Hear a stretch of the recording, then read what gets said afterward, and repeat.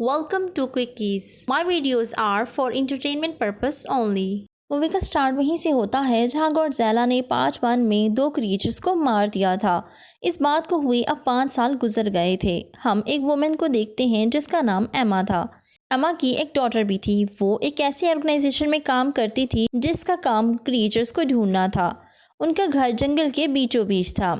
उनके घर के पास एक ब्लास्ट होता है। वो डर कर ऑर्गेनाइजेशन की तरफ चले जाते हैं जहां वो जाकर देखती हैं कि एक क्रिएचर ने इस दुनिया में कदम रखा है, यानी वो अभी ही पैदा हुई थी। क्रिएचर अपने पास इतने सारे लोगों को देखकर घबरा जाती है और अटैक करना शुरू कर देती है। एमा के पास एक ऐसी डिवाइस थी जिससे क्रिएचर के गुस्से को कम किया जा सकता था। अब वो डिवाइस क्रिएचर के आसपास की फ्रिक्वेंसी को कम कर देती है और जैसे ही एमा डिवाइस यूज करती है तो क्रिएचर कम हो जाती है। सभी को इस कामयाबी पर काफी खुशी होती है। इतने में वहाँ एक एलन नामी आदमी आता है। उसका मकसद इस डिवाइस को हासिल करना था। फिर एलन एमा और उसके डॉटर को लेकर चला जाता है क्योंकि उसका ख्याल था कि इंसानों ने अर्थ का बिल्कुल ख्याल नहीं रखा और नेचर को खराब कर दिया है। वो चाहता था कि वो सभी क्रिएचर्स को वापस अर्थ पर लेकर आए। वो एमा और उसकी डॉटर को किसी और कंट्री में एक ऑर्गेनाइजेशन की ब्रांच में लेकर जाता है जहाँ पर एमा की ऑर्गेनाइजेशन के खिलाफ मीटिंग हो रही थी। वहाँ और भी साइंटिस्ट जो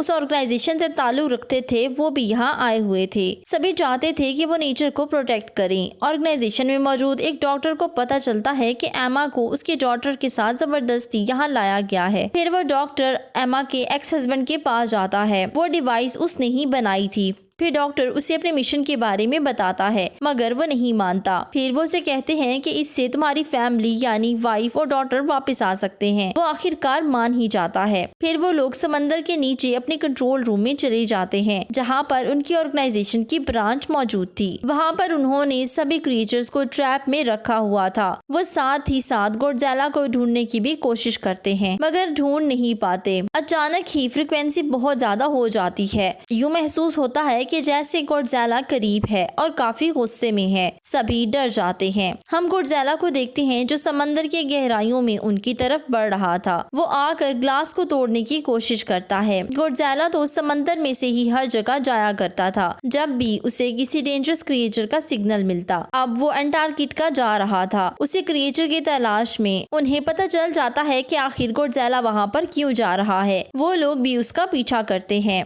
और वहां पहुंच जाते हैं। हम एक बहुत ही बड़े ड्रैगन को देखते हैं। वो ड्रैगन बहुत खतरनाक था।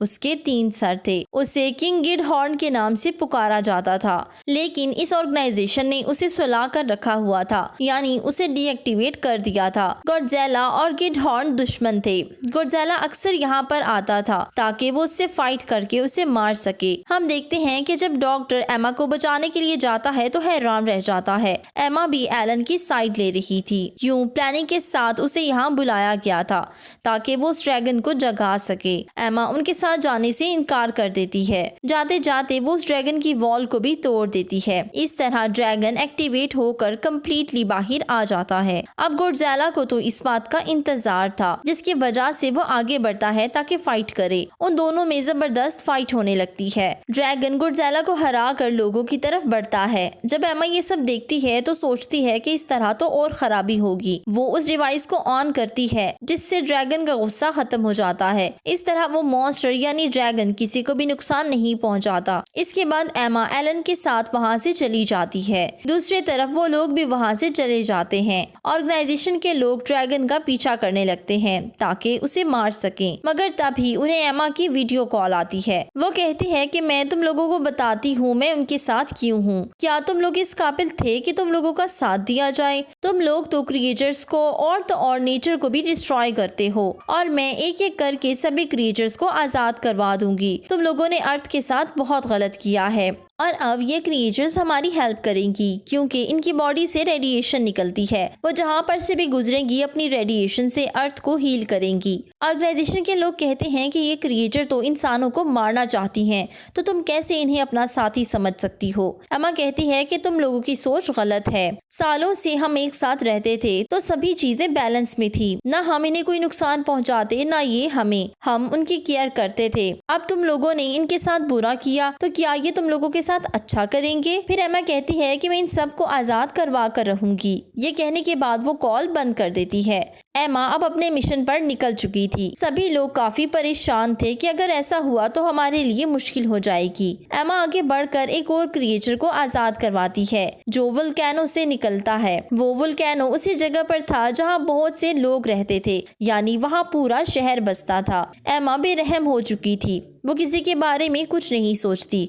उसका मकसद सिर्फ क्रिएचर्स को आजाद करना था। ये क्रिएचर जो लावा से निकला था काफी बड़ा था। अब आर्मी उस पर प्लेन्स से बहुत सारे अटैक करने लगती है। ये उनको गिराने ही वाला था कि वो डर कर भाग जाते हैं क्योंकि वहाँ पर मॉन्स्टर किंग आ चुका था जिसको एमा ने सबसे पहले समंदर में आजाद किया था। अब गॉडज़िला और मॉन्स्टर किंग में फिर से फाइट होने लगती है क्योंकि मॉन्स्टर किंग ज्यादा पावरफुल था, जिसकी वजह से गॉडज़िला इंजर्ड हो जाता है। वो ऑर्गेनाइजेशन की तरफ बढ़ने लगता है और उन पर अटैक करने ही वाला था कि इतने में गॉडज़िला समंदर से बाहर आता है और उस पर अटैक करता है। गॉडज़िला उसके 3 सर में से एक सर भी उखाड़ देता है। उन दोनों की फाइट में सभी कुछ तबाह हो रहा था। लोग काफी घबरा जाते हैं मगर उन्हें गॉडज़िला पर बिलीव था। तभी ऑर्गेनाइजेशन आर्मी से कहती है कि एक मिसाइल बना हुआ है। ये मिसाइल 2 माइल्स तक जो कुछ भी होगा उसे ब्लास्ट कर देगा। अब वो मिसाइल लॉन्च करने ही वाले थे ताकि क्रिएचर को मार सकें। उसके साथ साथ गॉडज़िला को भी मारना पड़ेगा क्योंकि हम मजबूर हैं। अब वो सभी को दूर जाने का कहते हैं। फिर आर्मी मिसाइल समंदर में फेंक देती है। एक बहुत जोरदार ब्लास्ट होता है और गॉडज़िला जख्मी होकर दूर गिरता है। हम देखते हैं कि मॉन्स्टर किंग यानी ड्रैगन को तो कुछ भी नहीं हुआ। फिर ड्रैगन वोल्केनो पर जाकर बैठ जाता है और खुद को रीग्रो करता है, यानी उसका सर फिर से आ जाता है। फिर वो एक सिग्नल देता है जिसे दुनिया में मौजूद सभी क्रिएचर्स जाग जाते हैं। हम देखते हैं कि ऑर्गेनाइजेशन के लोग काफी परेशान थे क्योंकि ड्रैगन को इतने बड़े मिसाइल से भी कोई फर्क नहीं पड़ा था, जिससे उन्हें और ज्यादा यकीन हो गया था कि ये बहुत ही ज्यादा पावरफुल है। अब वो उस पर रिसर्च करने लगते हैं कि इसे कैसे हराया जाए, जिससे उन्हें पता चलता है कि ये तो अर्थ का क्रिएचर है ही नहीं बल्कि ये तो एक एलियन क्रिएचर है जो दूसरी दुनिया यानी स्पेस से आया है। और यही वजह है कि गॉडज़िला को मारना चाहता है क्योंकि गॉडज़िला तो यहाँ का किंग है। वो अपनी जगह किसी को नहीं लेने दे सकता। इस ड्रैगन के भेजे सिग्नल से बाकी क्रिएचर्स भी जागने लगते हैं और उनके साथ वो क्रिएचर भी आ जाती है जिसे हमने मूवी के स्टार्ट में देखा था। इस मूवी में वो क्रिएचर गॉडज़िला की पार्टनर है। जब उसको गॉडज़िला के सिग्नल नहीं मिलते तो वो उसके लिए गाना गाती है।